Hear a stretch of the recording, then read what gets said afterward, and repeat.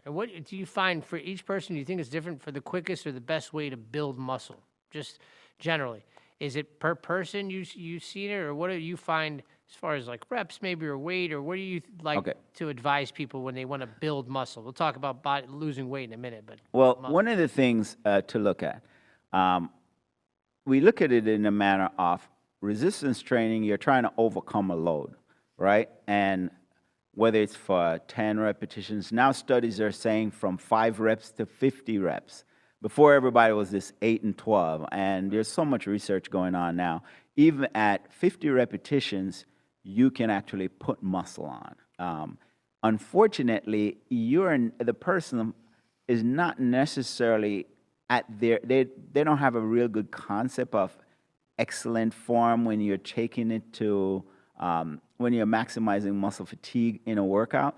So if you're about 15, 20 reps, depending on the movement too, because some of the smaller groups you can go high repetitions, but imagine like squatting for 30 reps. I had a professor at FAU that did that consistently for an extreme period of time. Wow. But it was doing a study, but it's not a play date. So the general population probably don't even want to do that, and they don't have to. But the whole idea is progressive overload, meaning you load the system with a certain amount of rep within a certain range, and as your body wants to overcome that load, it's going to respond by getting stronger. And then you do it again, and you gradually up the load. up the load. And as long as you're eating properly and resting and doing all those other important aspects of it, the muscle is going to grow. And this thing that some people say, oh man, when you get over 60, you can't put muscle on. It's a lot slower, but even at that age, you can still put muscle on.